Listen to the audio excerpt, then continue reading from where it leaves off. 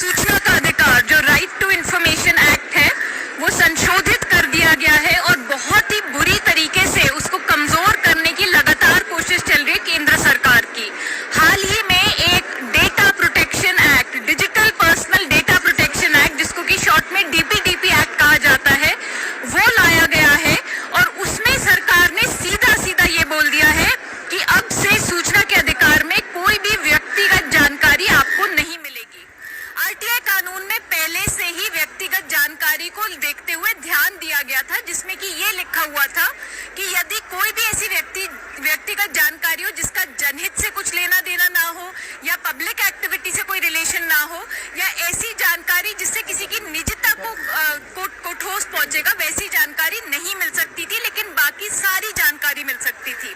DPDP act के माध्यम से सरकार ने क्या करा है, ये सारे प्रोविजंस, ये सारे प्रावधान हटा के सीधा सीधा बोल दिया कि अब से आपको कोई व्यक्तिगत जानकारी नहीं मिलेगी।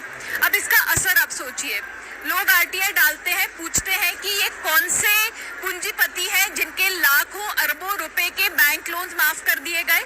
आफ्टर ऑल जब वो बैंक लोन माफ होते हैं तो आपके और मेरे टैक्स पैसे से उनकी भरपाई होती है।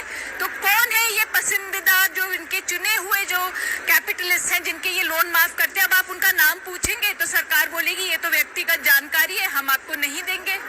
हम जानकारी मांगना चाहते हैं कि भाई किस किस को राशन नहीं मिला, किस किस को नरेगा में वेजेस नहीं मिले, क्योंकि अब संघर्ष तो तभी कर पाते जब आपके पास जानकारी हो। सरकार बोलेगी ये तो व्यक्तिगत जानकारी है, हम आपको नहीं देंगे। आरटीआई में लोग पूछते हैं कि हमें जजेस की, हमें सरकारी नौकरों की, हमें पब्लिक सर्वेंट्स की संपत्ति का ब्यौरा दीजिए। भाई कितना पैसा है, कितनी जमीन है, कितनी गाड़ियां हैं? कहीं ऐसा तो नहीं है कि जो उनके नॉन सोर्सेज ऑफ इनकम है उससे बहुत ज्यादा उनके पास संपत्ति है? कल को आपको बोला जाएगा कि आपको संपत्ति का ब्यौरा नहीं मिलेगा। कल को ये भी हो सकता है कि सरकार बोले कि अब से हम इलेक्टोरल लिस्ट को भी हम पब्लिक में नहीं डालेंगे क्योंकि उसमें भी तो व्यक्तिगत जानकारी है, आपका नाम, आपका पता।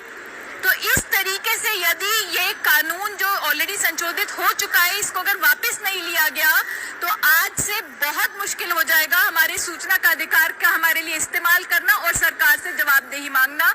इसलिए हम चाहते हैं कि ये संशोधन सरकार वापस ले और आरटीआई जैसा था वो वैसा ही रहे।